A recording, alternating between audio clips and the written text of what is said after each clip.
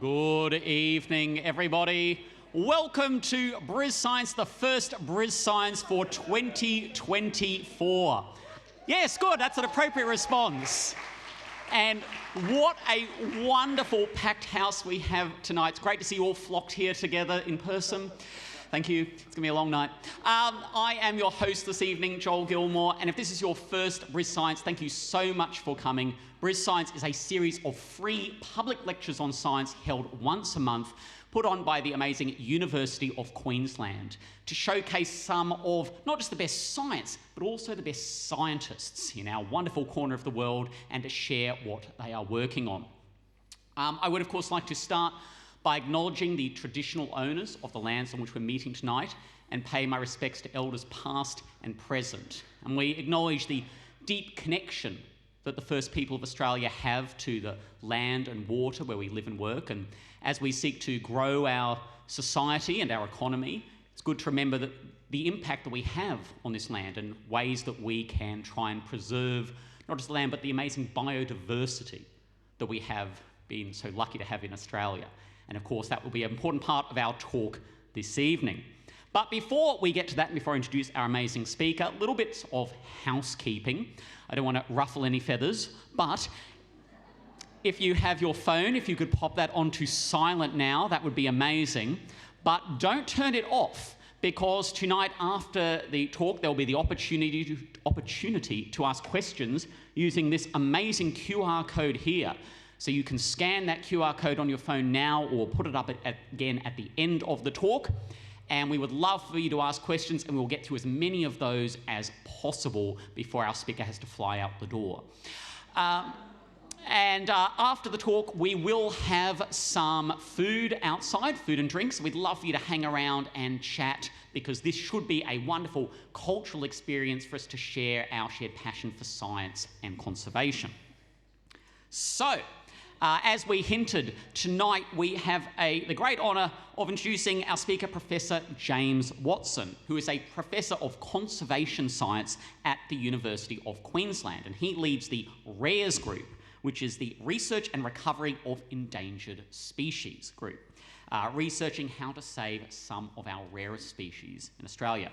And he has led programs both domestically and internationally, including for the United Nations, and was the first Australian president of the Society of Conservation Biology. But he has never presented at a BrisScience before, so this will be a real feather in his cap. Oh, stop. Now, tonight, amongst many things, he's going to talk about citizen scientists and the role they can play in identifying the most urgent species, and a top 10 list that would be a dubious honour to be on. So, helping to make sure these birds survive on more than just a wing and a prayer, but giving a talk that will definitely be a hoot. Please put your hands together for Professor James Watson. Thanks, Alex. Cheers. So thanks for coming, everybody. It's a real pleasure to be here, and I'm going to be really excited to talk about birds for the next 40 minutes or so. Now, most birders know, but not many Australians know, that we're blessed in Australia to have a huge amount of species that visit us or stay and live in our boundaries across this continent. Every year, birdwatchers record about 850 bird species across Australia each and every year. This is actually remarkable. If you look at any other country in the world, few countries match Australia in the amount of diversity that we have with our feathered friends. But when you look a bit closer, it becomes a bit more special. Australia is home to 391 species that are found nowhere else on the planet. These are endemic to our borders. And that this number, when you put it against all the nations of the world, makes us ranked number 2 in the world with those with the amount of endemism we have in our borders. Only Indonesia has more endemic species inside their borders than Australia, compared to every other country in the world. So we're blessed, and we actually have a really important global responsibility to conserve those species, because if we don't, they will actually go extinct, and it's our responsibility. Australia's also got a really rich evolutionary history in terms of birds, one that we don't talk about enough. Did you know that songbirds, all songbirds that you see around the world, came from Australia? Lyrebirds and scrub birds were the first songbirds. And from those species, there are now 5,000 songbirds found around the world. That was because of the evolution that occurred in Australia when we created the first songbirds about 20 million years ago. So when you go to England and listen to thrushes, you go to America and listen to cardinals, you hear these songs out there, they all are because of the fact that Australia produced these remarkable species and they were radiated out across the planet. So it's something to celebrate. Now, I've been bird watching for about 40 years, and it's been part of my life. Every weekend, for as long as I remember, I'd go bird watching. You know, when I was a kid, I'd go bird watching with my family. Now, I bird watch every day. I make mental models about what I can hear and what I'm seeing. And it's been a really, really important, central part of my life is watching birds. And I know that there's bird watchers in this audience who feel exactly the same way, that it's actually part of their life to be a bird watcher. But things have changed since I was a little boy watching birds. And the first one, which has really blown my mind, is that there's been a fundamental change in the number of bird watchers we see around the place. There are bird watchers everywhere. Where 10, 20 years ago, you'd be the only person in a patch birding. Now, if you go to any place, you're likely to see other people with binoculars and cameras watching birds. According to BirdLife Australia, there's been an enormous increase in terms of the supporters for birds and bird lovers around the country. So 400,000 supporters are now members of BirdLife, supporting BirdLife's activities, and these supporters call themselves bird watchers. If you look at the annual report 10 years ago from BirdLife Australia, there was only 70,000 supporters. So there's been this boom of bird watchers, especially during COVID and when we came out of COVID, that people who love nature, you know, and bird watchers are one of them, really exploded amongst the Australian population. The second thing that's changed since I was a little boy, when I used to go out there with my father with a notebook and my field guide and binoculars and take notes, is that now every bird watcher has a smartphone. Now, I can see you going, well, what does that matter? Who cares if they've got smartphones or not? Well, it's fundamentally changed how we record birds and communicate our sightings amongst birds, and how scientists can actually use the data that bird watchers, everyday bird watchers, can collate. Because on their smartphones, most bird watchers are using apps to quickly record what they're seeing in real time at locations, so spatially explicit locations, and talking about all the species they are seeing at any one time. And so when you go bird watching these days, what normally happens, if this is me bird watching, is you go and actually see a bird, you go straight to your phone and say, I want to put it in my app so I don't forget. And if it's a new bird, you have a bit of a celebration. Come on, new bird. But that's what's happening by hundreds of thousands of bird watchers around the country every day. The growth of citizen science data, so that when people do the bird log and then submit their data on one of these apps, is astronomical. We're seeing 7 observations being submitted to the global platform eBird every second being added. So when you look at Australia even, so that's the global population, there are now 80,000 checklists being submitted every month across 5,000 birders. And this is an underestimate and a little bit out of date as well, but we're seeing this incredible amount of data.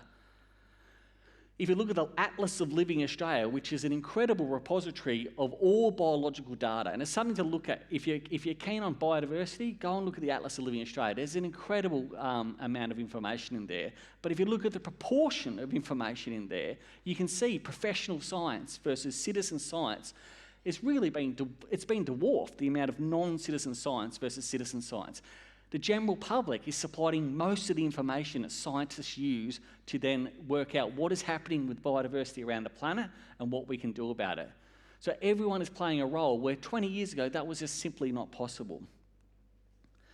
Now, a question which should be fair by everybody in this room is saying, well, why is he talking so much about citizen science?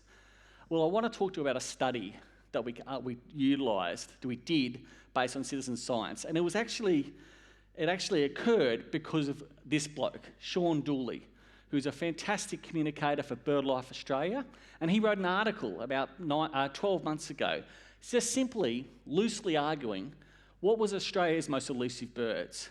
He penned this article, and I remember reading it in my room, having a coffee over breakfast, and immediately disagreeing when I read it, going, they're ridiculous. He's picked 10 species that make no sense. I immediately picked up the phone to one of my best mates, Rich Fuller, and said, what's going on here? What do you think of this article? And he said he read the article and thought, yeah, that's ridiculous. And he came up with a series of 10 species that were different for the ones I came up with. I then spoke to my students and said, what are your 10 species, the most elusive species in Australia? And what was clearly becoming apparent is that everyone's list was different. It was based on their own experiences. Some people go out birding and find a bird really easily and think, that's not very elusive, that's really easy. Other people have a devil of a time trying to find it, and they become these kind of species that get into their brain, and they're considered really elusive and really hard. So there's this bias occurring. And so Sean, I want to say thank you to Sean Dooley, because he actually inspired us to think about this problem in a different way, because it was intriguing. What are our most elusive species, and why? Why are they the more elusive or less elusive when we actually think about them? So Lewis Backstrom, an honours student at the time, simply said, well, why aren't we just using citizen science data to ask the question, to systematically ask this question? There are over 40 million bird occurrence records in the citizen science databases of BirdLife Australia and eBird. There's 8 million volunteer hours of data in there, and they call across every single recorded resident species that live within our boundaries. So he said we could actually simply do a formula that just asks the basic question. Observations of each species across its range divided by the total surveys of species across its range. Once you do this, you can calculate a ratio of observations for effort and then identify systematically, removing bias. When you put all the data from all the citizen scientists together, what are Australia's most elusive birds? So if you're confused by that, I'll give you a couple of examples about how it's done. So imagine species X. We have 4,500 observations across a range, but there's been 85,000 surveys in that range. So the ratio of the species being identified versus the effort involved is 0.59. If you compare it to another species with a bigger range, which occurs across more of Australia, but is seen less, 2,500 observations of the species, in this case, over 1.4 million surveys in that range, that ratio is far, far smaller. So in this case, when you compare the two species and say, what is the more elusive species, the second species would be it. It has been fundamentally under-recorded when compared to the first species, when you look at the amount of times it's being seen versus the total effort put in by everybody to find birds in that range. So what Lewis Backstrom did, as a wonderful human being, was led a piece of science with a group of staff and students from the RARES research group to actually a calculator for all 581 resident species. Now, I could bore you to death and go through table after table showing you how it all fell out, but a far easier way to do it is look at it as a group. So this is 581 species, all Australian resident species, compared to how many times they've been observed per kilometre within their range, and the checklists per their range. So it looks like a bit of a scattergun effect, but you can break this up really easy into simple patterns that are going to help talk about what are the most elusive species and why. So the first pattern you see, and we found, was 137 of those 500 odd species that we measured are really well surveyed and really well detected. So magpies, great example of that. These are species that we don't have to worry about. They seem to be doing very well. We can survey them and it's not a problem at all. So they are species that are common, easily identified, and are commonly occurring on surveys within their range. We found a huge proportion of species that are less well surveyed, but still readily detected. So they don't get as many observations per list, but they're actually being determined to be okay. And species like singing honeyeater, which is out west, is a classic example of this. So between those two groups two groups of ones that are well surveyed and ones that are less well surveyed. That's the majority of birds in Australia. So it's good news in some ways. A lot of birds are well known. But the other side of the coin is something a bit more stark. We found that 56 species of Australian bird are well surveyed but still scarcely detected. These are the hide and seize champions. These are species that we should be seeing more but we're not. And we need to know why. And there's 63 species that are both poorly surveyed and scarcely detected. These are the who knows champions. These are a group of species that we simply know nothing about. So when you look at those numbers, 63 and 56, that's still 119 species out of about 580 resident species we don't know much about.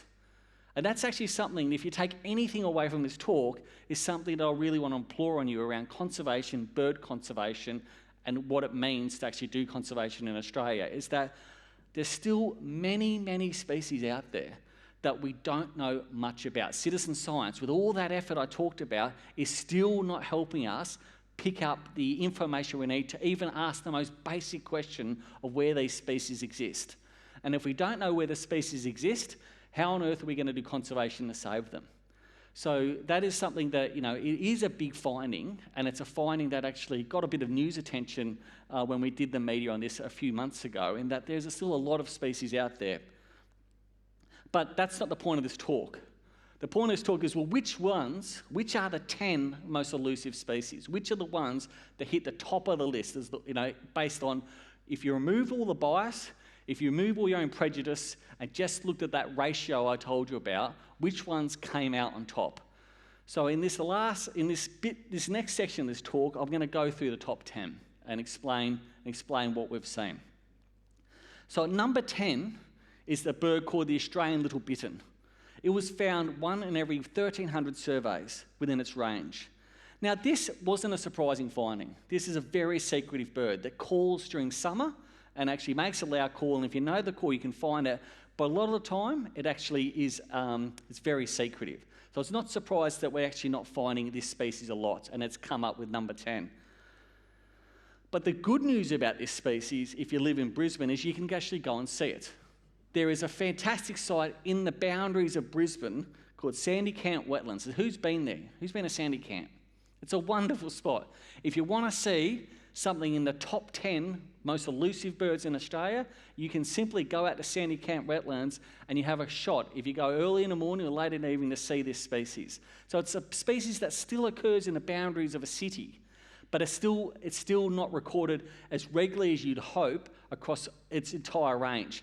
Now, one of the things this species faces is wetland destruction across its range.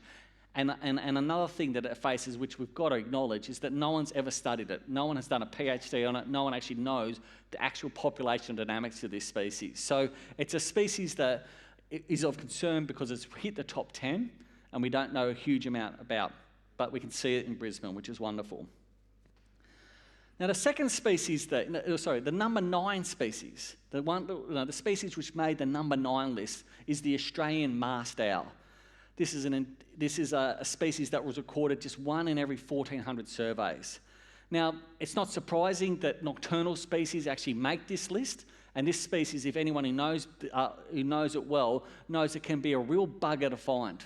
You can be in an area that you know that is a masked owl, and it just will not call for months at a time. So it's a species that actually is a struggle to find, even if you spend a lot of time looking for it. But we also know that it's actually a species that has been plummeting in terms of its numbers around the continent. They have been they've really struggled because of forestry and logging. They've struggled because of habitat clearance, and they're actually now struggling in the north in the range because of changed marsupial populations that they feed on. Because of fire regimes have changed so much since Indigenous times, the mammal populations that are needed to feed these kind of birds are plummeting, and these birds are disappearing as well. So this is a species that is considered vulnerable at a federal level, and it's a species that is in trouble. Now, we do work on this species with rares, but it's not really about a population kind of analysis or what's going on in terms of why is it disappearing. It's more basic than that. And the thing about the masked owl is that there's actually numerous subpopulations and species a species complex that we know nothing about. So we've been trying to work out, is this one species? Is this 5 species? What is going on? No one's done the genetics on it. And it's actually very important because once you do the genetics, you can work out those conservation significant populations and the species populations that are unique to Australia, and they should get more attention. So Nigel Jackett is a PhD student in rares who's spending a lot of time doing DNA sequencing and just simply asking the basic question, how many mast-owl species are there in Australia? And the inside goss, or the bet at least I have with Nigel, is that there's probably 3 species in Australia. So right now, which is actually really important for conservation, because that will mean that there will be more endangered species that then get listed and need attention. So this understanding is the basic, what is this species and how many species are within it, is a fundamental knowledge question that we're working on. Number 8, this is my favourite bird. Actually wrong, my second favourite bird. I'll call it my second favourite bird. The red goshawk. This is one of the most remarkable raptors in the world. It has got the unique characteristics of having the biggest size difference between a male and a female of any raptor anywhere on the planet. The females are enormous, and they kill things like corellas, cockatoos. The males are half their size and aim for things like lorikeets and budgerigars and stuff like that. So the size difference, the dimorphism, is just enormous of any raptor of the world. This is a species my father, a birdwatcher, was desperate to see for 30 years. And I was standing next to him when he first saw it. And his man was not emotional. You know, when he started crying, he realised that this is a big day. And it was a big day to see a red goshawk. And the only other thing I'd say about this photo is I'm the worst photographer in the world. And those who, with a keen eye, would notice there's no photo credit. I took this photo. I'm very proud of that. I actually had I had the camera on the wrong settings, and I somehow nailed it. So, so thank you. That's my photo. Now we have a fantastic PhD student named Chris McColl who's been studying a lot about this species. Now, one thing that we've been really desperate to see is how it's changed over time, the trends of it, because there's been a little bit of concerning evidence that it may be disappearing across its range. So what Chris did was to try and get all the records across Australia every year and try and see what is happening across Australia. And if you're watching this map to my left, you'll see that the records bounce around, but what has happened is that there's no more records in New South Wales or Queensland, which is terrible. There's been a catastrophic loss of this species in just the last 10 years or so. Now, I've got this photo here to the right, just to put up there because there's an interesting kind of side piece. It was one of the first birds ever described when Cook arrived. When Cook arrived, when Europeans arrived, one of the first birds described was a red goshawk, which I find quite remarkable considering it's one of Australia's rarest raptors. So obviously, 250 years ago, it was either a major coincidence that they just happened to nail a red goshawk, shoot a red goshawk and actually send it back to England, or was much, much more common in 150 years or 200 years ago. What we know for sure, though, is it's actually collapsed. If you look at the range map now, it's gone from New South Wales and it's gone from Queensland. Chris led a paper in the journal Emu talking about this recent collapse of the entire population of red goshawks. And it's something of real concern because if it's happened in the last 10 years, we don't know what is happening, why wouldn't it keep on continuing? Why won't we lose them from Cape York and the top end of Northern Australia in the next 10 years? It's something that it makes this species we're super concerned about it and we need to do something about it. Now what Chris has been doing has been trying to understand the basic ecology of red goshawks. Because we've got to understand, well, what are the threatening processes the species is facing? So one thing he's done is put GPS trackers on them. And it's changed the way we see red goshawks and it's opened our eyes about what are the things they may be actually struggling with. So we've discovered that the range size of this species, we used to think it was about 30 kilometres by 30 kilometres, the actual home range of this species. But this is one bird during an entire year, trying a breeding season, non-breeding season, moving up and down Cape York, 400 to 500 kilometres feeding. So it's a species that obviously requires huge amounts of area to get the food they require to actually support their young and support their populations. So that's one thing that we've found, which has actually been, it's exciting but actually concerning, because obviously with a species with this range map, that's crossing hundreds of different tenures: mining tenures, forestry tenures, indigenous land tenures, farming tenures. How do you do conservation to actually conserve one or two birds which are doing this for 6 months a year? So that is the challenge with this kind of species, and it's a reason why we think it's disappeared from eastern Australia, is there's been so much change on such a large scale that the birds can't actually do this anymore. But the other thing we found is something a bit more, I think a bit more ridiculous, is that we put some trackers on juvenile birds, really young birds, which just came out of the nest. And if you watch this map, this is what the juveniles did. Now, anyone who knows bird watching and red goshawks, or anyone who's got more than a passing interest in red goshawks, would know why this is actually extraordinary, what this red goshawk did. It's flown all the way basically to Birdsville to feed out of the wet season. I might try and do it again, actually. Let's see if we can do it again. So it's the wet season, it leaves the nest, and it goes down south of Mount Isa. It's basically flown over night parrots, it's flown over leatherwing kites, it's flown over desert species, and hung out here for about 6 months and then shot up to there.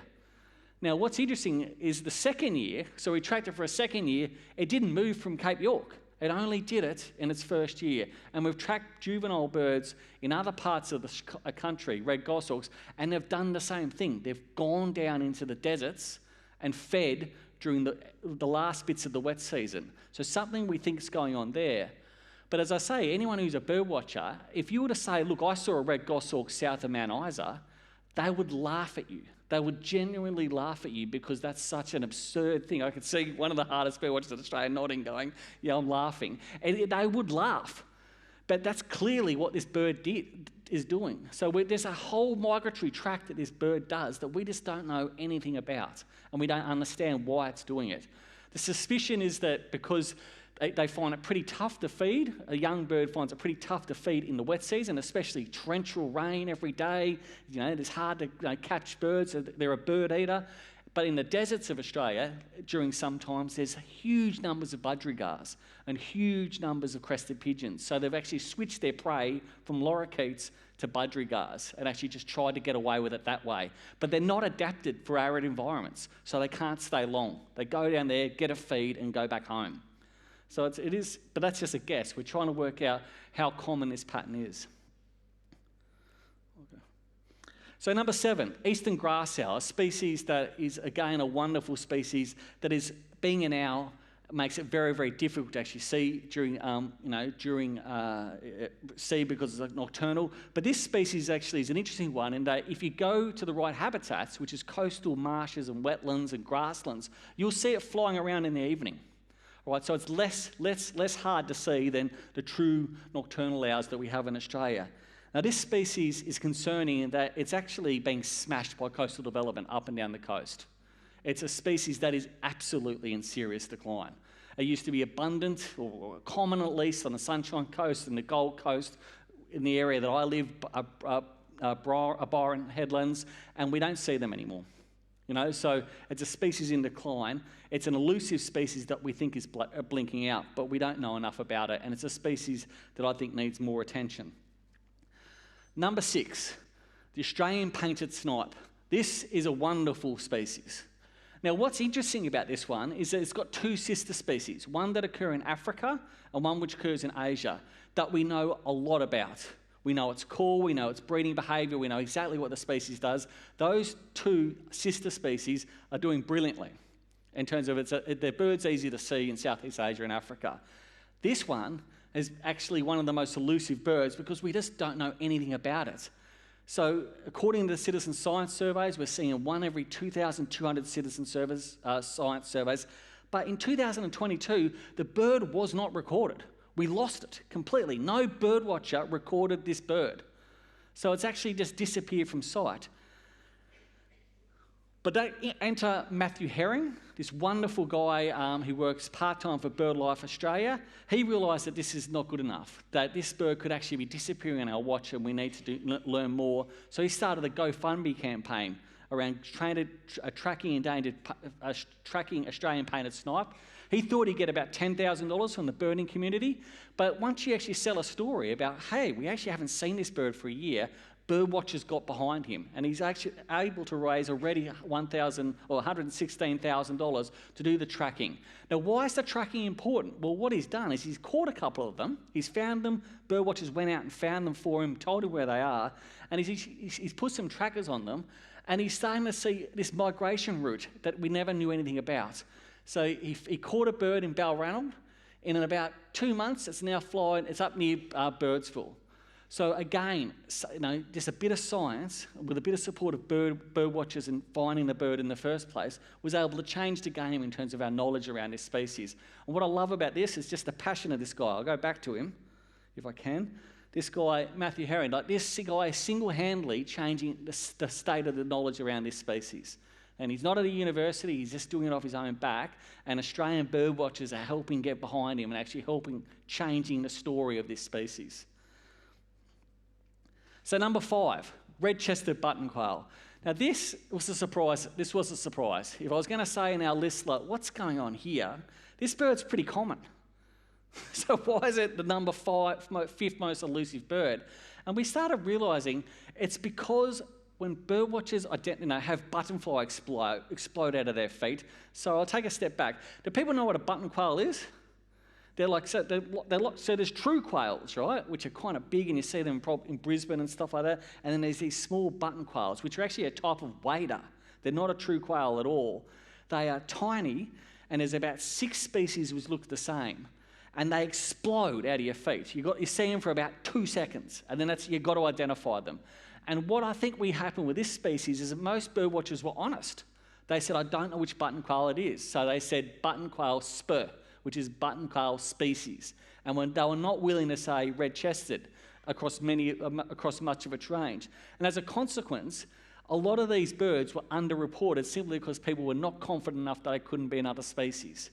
So it actually has popped up as number 5, and it's one that, as I said, once we saw the results, that's kind of unusual because it's a species that we don't think is of concern, and in some years they're quite common in Victoria, sometimes they're common in Cape York, they move around the continent, so it's a species that, it's a nice wait and see to see what's happening, but I think it's an artefact of bird watchers being honest.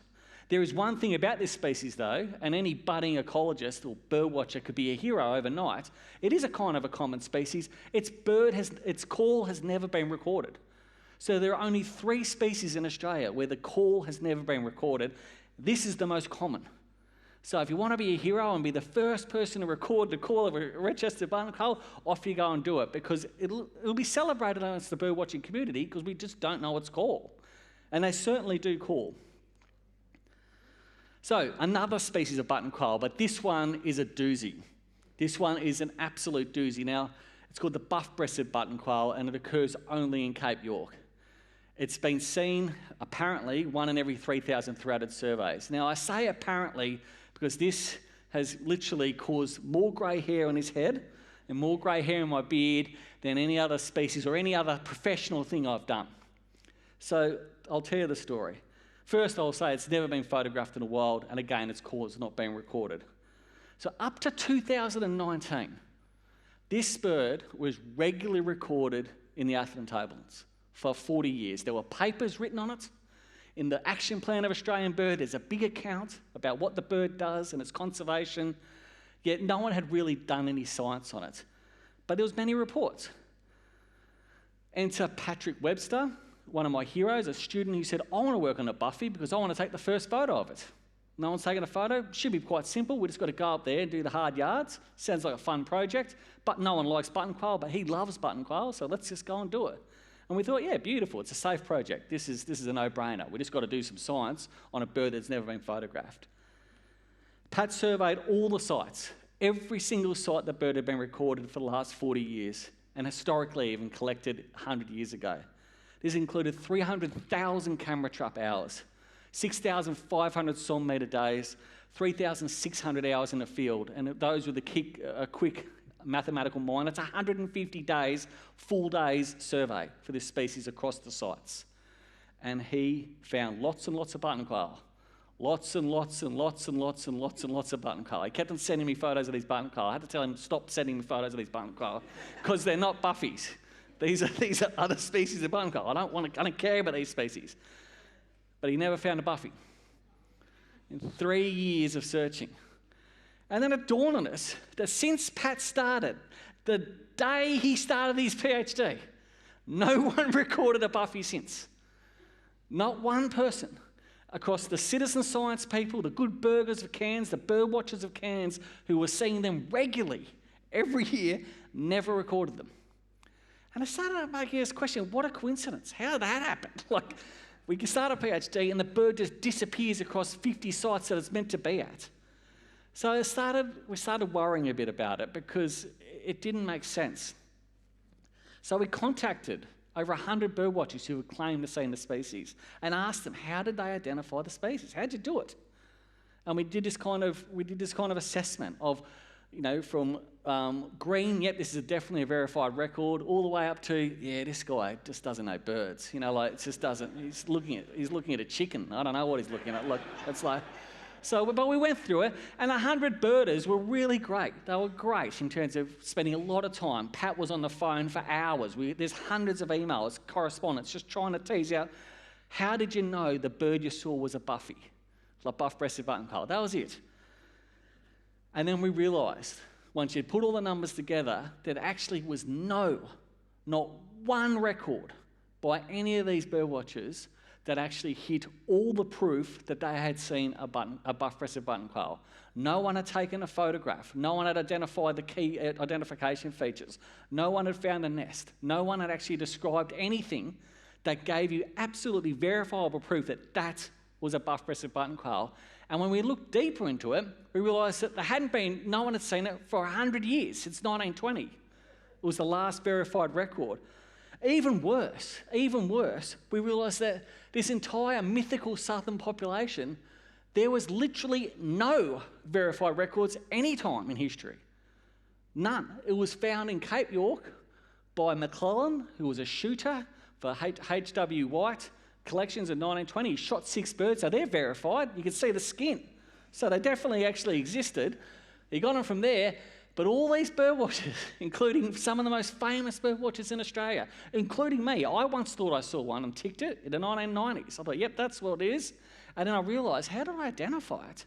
I didn't have the features right. So there was a problem. We reviewed all the records and we've realised that the species is probably Australia's rarest bird, and it's a species that actually is clearly critically endangered, and it's a species that is in big, big trouble.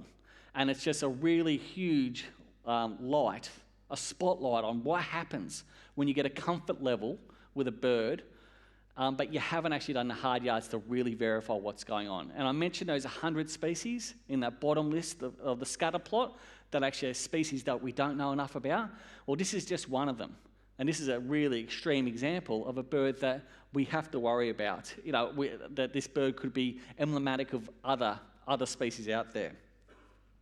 There is some good news though, and that is McClellan, the guy who shot the specimens, was actually an avid diarist. He used to write huge, copious notes every day about the things he was seeing, the calls, the habitats, and we're able to use those descriptions from 100 years ago to reconstruct what we think the buffy needs.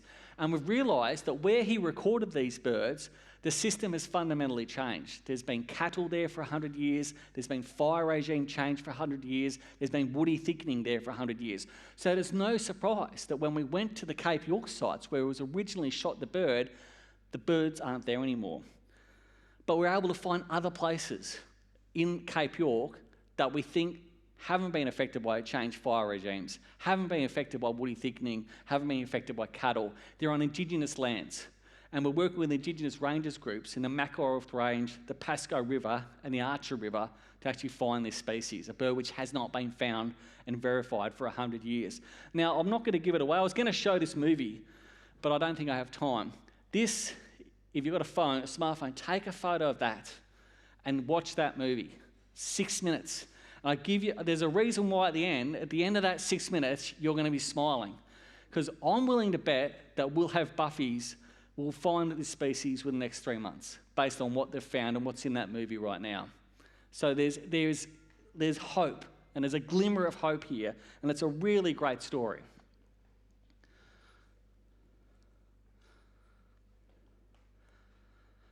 So number 2, letter-winged kites, another wonderful bird. I'm going to quickly race through this one, but it's a bird that actually is, not surprisingly, one of the most elusive birds in Australia. If you look at this range map, this is what a range map looks like if you look at eBird and say this is where the records are. It doesn't tell the true story of this bird.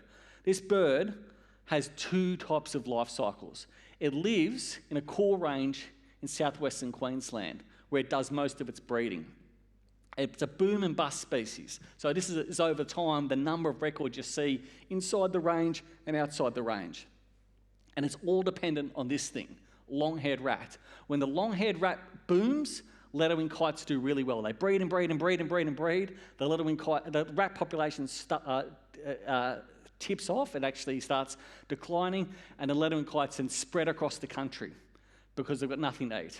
And what normally happens is they spread across the country and then they perish. So letter-winged kites have been seen in Tasmania, they've been seen on Ashmore Reef, they've been seen in Papua New Guinea, exploding out of this boom period. But they always retract back into that core area. And you'll always find, even when there's no long-haired rat population booming, there'll be small numbers of letter-winged kite in that core range. But the sad thing is, the anecdotal records and talking to bird watchers who've been out there many, many years at a time, they're saying they're seeing less and less letter-winged kites during those bust periods. Seems to be a trend of a species that is disappearing in front of our eyes, yet the science again hasn't been done. We're starting to look at it. Chris McCauley, who studies red goshawks, is starting to look at the trend. Inside the core range, can you see that there's this mild decline in the number of records across the core range? But this is really data deficient species. We just don't know enough about it. But we've got a feeling that it's a species in decline. And the one thing that worries me about this bird the most is because it's not been studied by scientists and because it has a big range, it's considered near threatened. It's not considered vulnerable or endangered or critically endangered. It's got this term near threatened in federal legislation and how we talk about it. And near threatened means you get no support to study it or no support to even do science on it. It's seen as a bird that's just on the cusp, but we shouldn't give it any attention. And that's a real problem. Because, as I say, we think that this bird could be blinking out. And because it's so reliant on this boom and bust cycle, all it takes is a few more busts of long-haired rats, especially when you think about climate change, and the bird could disappear. And it's a wonderful species. So the number one most elusive bird in Australia, Coxon's fig parrot, occurs in our area. Now this bird has seen in a ratio of 1 in every 81,000 citizen science surveys. I think this bird's cooked, to be honest. I think this bird hasn't been reliably seen for a very, very long period of time. It's a bird that lived in the big scrub, and if you look at this red line, this is northern New South Wales and southeast Queensland, it was meant, this area should be all green. This is the area of the big scrub, and the red patches are the remaining patches of rainforest that this bird needs to survive. The loss of the big scrub is probably the greatest catastrophe that Australia has experienced since European colonisation. It's a shocker. It's a shocker. And Coxon's fig parrot is the bird that actually showcases this. Now, they were seen regularly in the late 1800s. Many specimens were taken, but then they started to disappear. There were scattered records by very good bird watchers in the 1980s. There are still patchy records today, but like the Buffy, when you start scratching that surface and say, well, how did you identify it as a Coxon's fig parrot? There's no verifiable evidence. There's no photographs. There's no nests. There's no evidence. There hasn't been for a very long time. So right now, RARES is reviewing all the records with the Department of Environment and Science. And I want to say a big shout out to Ian Ginther, terrific guy. He's been working on this species, basically, his heart and soul in this species for 20 years, trying to raise awareness for this species. And I was hoping for his sake that we're able to find a few birds. But my feeling is it's probably cooked in terms of the fact that we just can't find it. So that's a bit sad. So those who actually were watching closely would have noticed that I missed number 3. You'd all have known. I know you were going, this guy can't count, he's an idiot. I want to end with a success story. I think it's important to end with a success story, especially after talking about Cotton's fig parrot. And this is a success story. I'm sure half of this audience knows this better than me, yeah? But let's go over it again. So first, I want to say this is a success story. These guys, Steve Murphy, Nick Leesberg, and the leadership of Bush Heritage Australia and Indigenous communities around Australia have made sure this is a success story. But I just want to talk about it. So this bird was effectively a ghost. Since 1890s and 1970s and 80s, this bird was seen sporadically by bird watchers, but no one could take a bird watcher back to where they found this bird and show them a night parrot after that. So for 100 years, effectively, the bird was a ghost. People claimed them, some believable records, but no one could study them. No one knew where they were. A dead bird was found by Walter Bowles, who was the curator of the Australian Museum in 1990, which is just remarkable. In fact, the story goes that he actually stepped out of his car and was going to the lavatory, and he looked between his legs and went, "That's a night parrot." That's the legendary story in 1990. The other bit of that story, which I find amazing, is that Dick Smith put out a reward the year before, I think it was $1 million, for any evidence of the night parrot. And lo and behold, the Australian Museum curator, who had specimens in it, he found it between his legs while he was going to the toilet. Anyone else? Anyone else? No, I know Walter. He would never lie. He's a good guy, but it's just an amazing coincidence. So the guy who found it was the curator of a museum who had specimens. So I'll let you work that out. Actually. So in 2006, Shorty Cuthbert, a guy who was on a grader, was driving along his grader, and I've asked him this story. He was driving along, and he could see something hanging on a fence. And he was going to drive past it, and he thought, "Oh no, what was that?" And he got off the grader and went and picked it up. Didn't know what it was. Threw it in his bag. Drove it. It ended up at the ranger station in Diamantina, which then sat in the ranger's desk for 3 months. The ranger left. Another ranger came along. A new ranger came along, opened up the drawer, and went, "What is this?" And they joined together, and Shorty kind of remembered where he found it on this fence line. And that was another night parrot. And this one's a juvenile. This is a juvenile bird. So it had brown wings, so it meant that the thing was breeding. That caused absolute mayhem. For about a year, every bird watcher went to Diamantina trying to be the hero to take the first photo of the night parrot. But no one did. And it was slowly forgotten again. It became a ghost again until 2013, where this happened. John Young took a photo of a night parrot in a place near Diamantina, and was able to show the world that the species is not a ghost anymore, it exists. And that has actually changed. His discovery, his photograph, has changed conservation for this species. It was the first thing that allowed for scientists to get involved and conservationists to get involved to actually study the species and understand the species. So this is where those 3 locations were. And what Bush Heritage did was purchase the Pullens, it was called Mount Brighton Down Station. They purchased a bit of that, and they created Pullen Special Wildlife Reserve. And on that Special Wildlife Reserve, there was a small number of night parrots that we could study for the first time. So we were asked to help out Steve Murphy and Bush Heritage Australia to ask the question, well, how do you find more? There's got to be more. There's no reason why there's only a few. So we spent years working out what they sounded like, because they were nocturnal parrots, which was impossible to see with spotlights and stuff like that. You could only detect them from hearing them. And what was their calling behaviour? And Nick, in his PhD, analysed 200,000 hours of calls to try and work out the dialects that we could then share with the world, which we have, of these are the 7 types of calls you can hear from a night parrot. And these are the ones you can use for your recognisers when you put song meters out to see if you can find them elsewhere. But we also did something else which kind of changed the way we view night parrots. Steve Murphy caught a bird. He caught a night parrot. We've only caught one, and he put a tracker on it. And what he found was that this bird, because the thought was it would just literally hop out of a spinifex and just move around a spinifex and come back to the spinifex. We found that the bird was moving 50 kilometres a night. flying huge distances, and where they were feeding was very different from where they were roosting. We would not have known that if we didn't put a tracker on it, but it meant that the search effort for night parrots elsewhere changed, because we realised not only do you need big clumps of spinifex where they roost, but you need these types of habitats where they can feed. They feed on these floodplains and these salt plains, which have these ephemeral grasses coming up and the seeds there. So you needed both habitats to find them. Now, we were proactively sharing this with landholders and with Indigenous groups, this information as they came about, the songs, the habitats. And, again, Nick Leeserberg spent years, he still does, spending years training Indigenous rangers in terms of how to hear night parrots, how to analyse data in different parts of the country. And this is why it's a success story, is that 4 ranger groups now have found night parrots based on the knowledge that is learned from Pullum Pullum. So we've gone from knowing 10 birds on one station.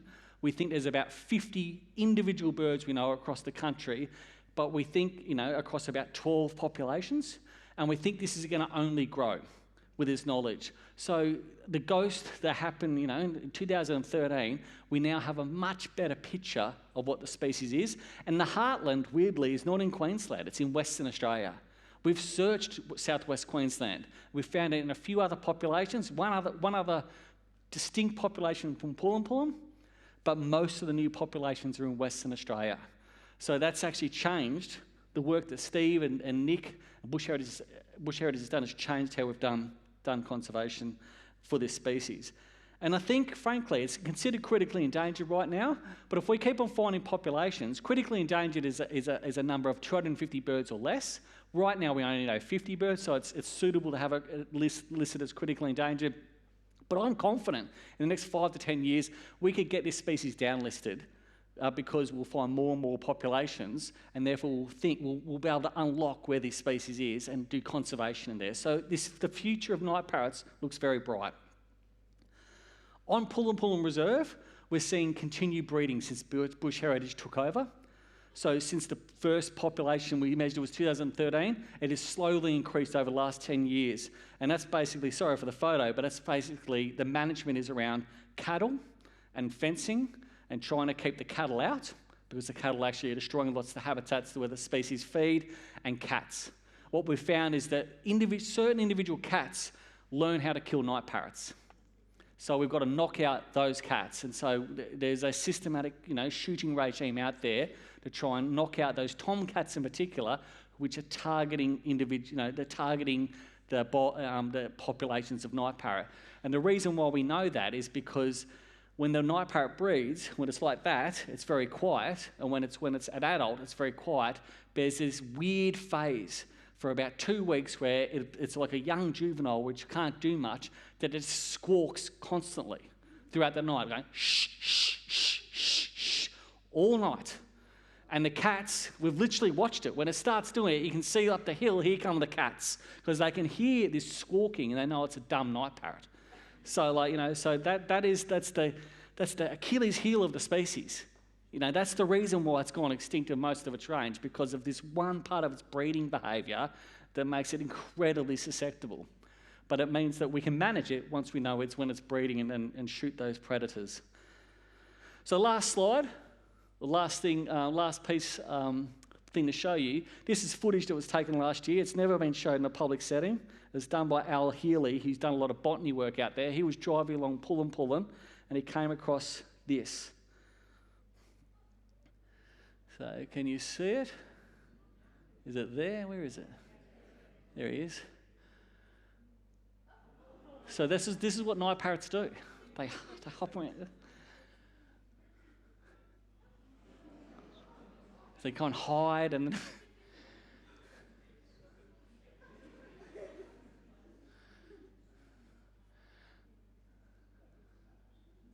so I always get excited by this. I've never seen a night parrot at night. Just so when I've gone and studied them, but yeah, so when I see this, it's remarkable. And I know there'll be hardcore bird watchers here in this room who'll be biting their teeth going, Jesus, I want to see that bird. but that's a night parrot. That's a really wonderful thing. So I just want to finish and say thank you for coming. The Research and Recovery of Endangered Species group is a passionate group of young students, postdocs, lecturers, trying to save the most endangered species in Australia. We only work on about 9. As I said, there's about 111 species that we'd like to work on, but we're trying to improve the outcomes of these species. And I just want to say I'm really proud of these students. They dedicate their life not to just doing a PhD or a postdoc. They single-handedly care about these species outcomes, and they want to fight for the outcomes. The science is secondary to what's happening on the ground, and they've all got fantastic stories. The other thing I'd like to say is the University of Queensland has been great in supporting RARES. They really have. They've given me strategic funding over the last 5 years to help do the basic funding to get these students started. It hasn't been a lot of money, but it's been just enough support from the university that means that we can get this stuff off the ground. So for them to invest in bird conservation and actually see that the outcomes this has for biodiversity is wonderful, and so I'm really proud to be a member of the University of Queensland. And these are some other groups that have been funding us and supporting us over the last few years as well. But thanks for coming. Yeah, time for questions, I think.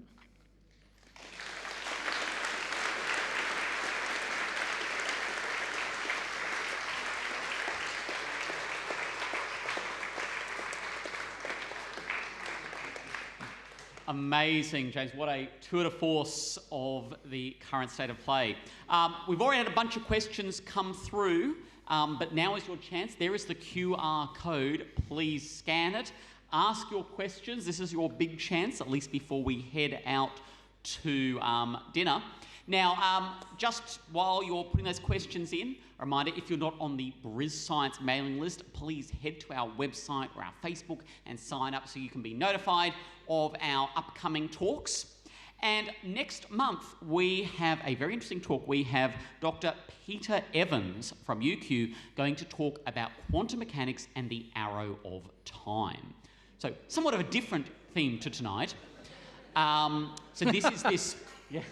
This is this question of why does time move only in one direction when in the fundamentals of quantum mechanics that's not obvious at all why that should be. So it should be a really interesting talk delving into some of the other deep mysteries of the universe. So let's go back to birds. We've got a bunch of questions here. So one question is from Kate, which is, how do we know the button quail has a call if we've never heard it? Yeah, great question.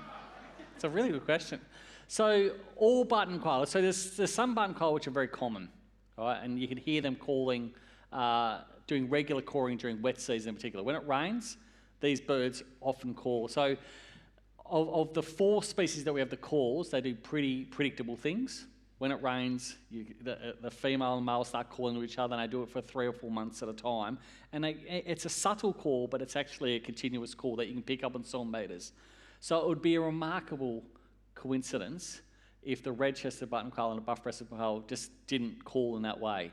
The other thing about the buff-breasted button quail, which is the one we're really concerned about, is that it's got 2 sister species that are very genetically close to it. There's a species in the Northern Territory called a chestnut-backed button quail, which look very, very similar. You know, it's a species that you can see they evolved from, they evolved from the same kind of progeny, went in different ways, one in the Northern Territory, one in Cape York.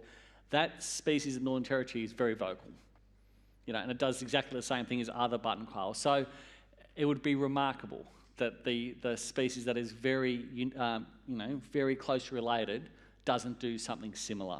The other thing, actually, now I think about it, is McClellan, the guy who was writing the diary, described the calls in detail. In fact, the way he shot the bird was he called it into him.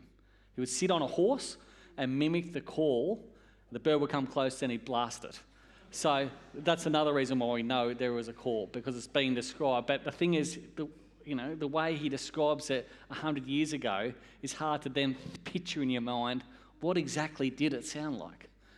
So what does the fox say? What does the fox call? What's that song? There's a... Yeah, exactly right. It's like that, yeah. Amazing. Okay, we have a bunch of questions around... You talked about correcting for bias in your space. There's a few different questions that are around on sort of how do you control for... And perhaps what you talked about later about how accurate is the data, whether some birds require more effort to find than others, how many hours people might be spending. Yeah. Can you talk about any sort of some of that data correction? Like how Yeah, you look, actually- so that's an excellent question, and it's one that, people who criticise citizen science will say straight away, and that is, not all citizen scientists have the skills of a ornithologist or something like that. So some bird lists you get are less complete than others, and less actually cover the spectrum of knowledge that you need to see all the birds, in a particular region. The answer to that, though, is two things. One is all citizen science records in Australia, eBird records or bird data records, are reviewed by reviewers. So the bad mistakes, the misidentifications, are often caught and removed, right? So there is some validation and some kind of correction there. The second thing, though, with this citizen science data and this whole skill level thing, it is an issue. The only way to overcome it is you get overwhelming amounts of data, that you capture enough of the true evidence that you'll get enough of the spectrum of the good bird watchers and the bad bird watchers, that the data should be able to tell you a picture about what is actually happening. Now, a fair criticism of our work is that a lot of the species that we've identified as more elusive occur in the middle of Australia, where there simply has been less surveys.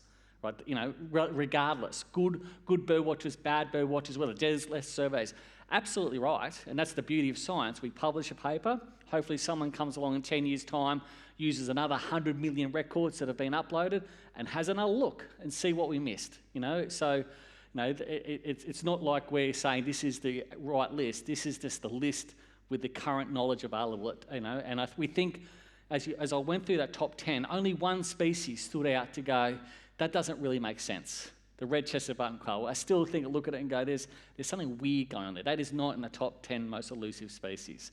But the other 9 make sense, in terms of just what we know about birds and how secretive they are and what's likely happening to them, and therefore that's why they're so elusive. Right. Yeah. And thank you, Bill and Laura and a couple others for those questions.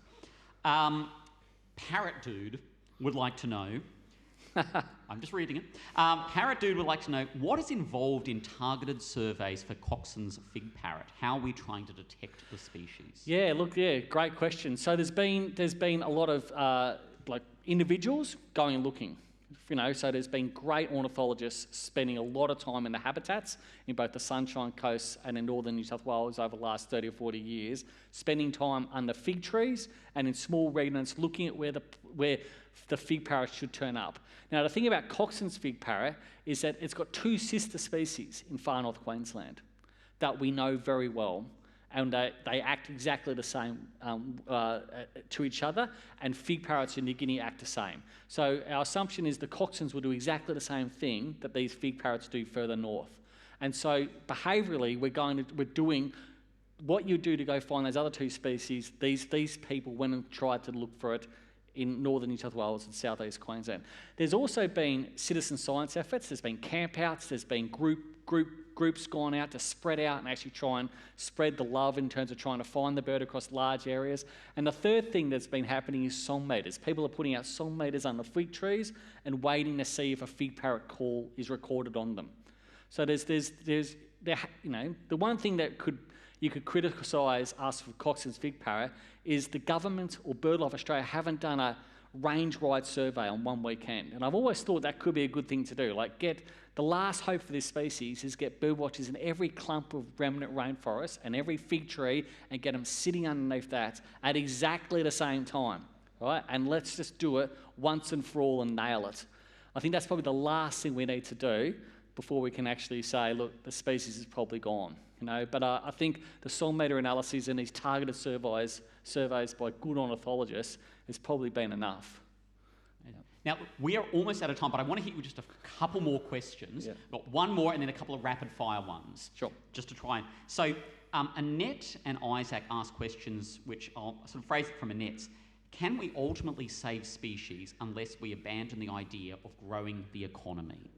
So, is economics just sort of something to wrap up? Then we'll hit with the easy questions. Look. So this is the answer to kind of an answer to that question, but I think it's the biggest problem we face in conservation. The Australian Conservation Foundation did a survey of about 2,000 people recently, And in that survey, they found out that 90% of Australians put conservation issues in the top 3 to 5 issues they care about most. Australians care about wildlife. They do. Regardless of where you come from, how you're educated, they love wildlife. 80% of those people surveyed said that there's not a problem, there's not a biodiversity crisis in Australia. There's no problem here.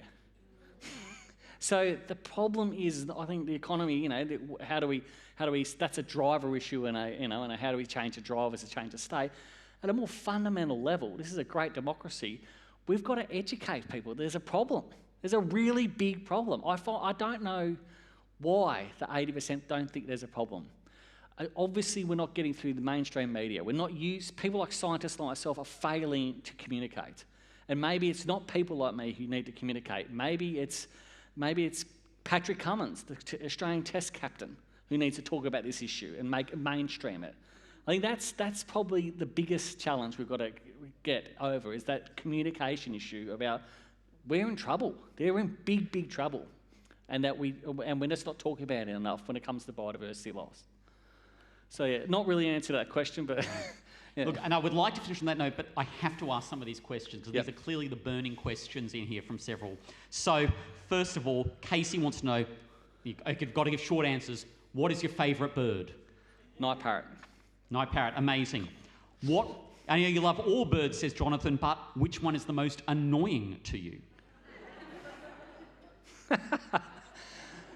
So stints. Shorebirds. Anyone know wading birds? Those little wading birds in the bloody, in the mud. They're great. Identifying them are nightmarish. And I'm colourblind.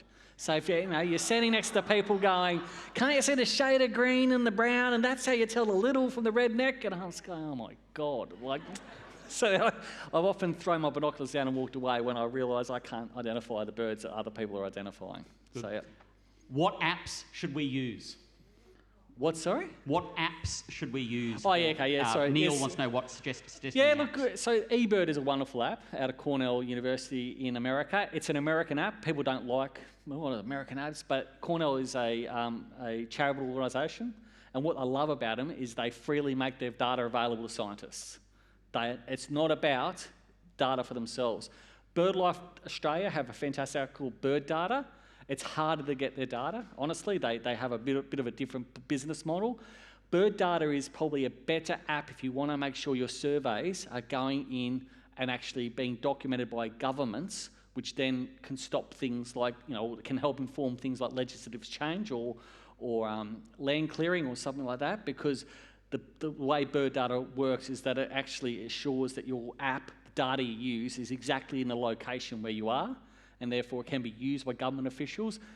eBird, unfortunately, sometimes doesn't do that. They move where you are to different places, and once you do that, once you move someone to another place, even 50 metres away, government scientists can therefore not use your data because you've physically changed the location of where you be. So there's a problem with eBird that we're trying to solve. So both apps are great though. Yeah. Second last question. Yeah. Drew wants to know, where did you get your amazing shirt? What's the... Didn't I tell you what it was again? What was it? I can't remember. Dangerfield. There we go. Dangerfield. I knew the answer to that one. My wife buys all my shirts. And she says, one shop. Yep. Dangerfield, feel free to reach out to BrisScience to discuss sponsorship opportunities. And last question from Dr. Nick. Did the museum curator get the $1 million? Yeah. There we go. Who says there's nothing in birding? Please give a huge round of applause to Professor James Watson. Thanks. Oh, thank you. Cheers. Thank you. Please come and join us for a bite and a drink and a further chat, and we'll see you all next month. Have a great night.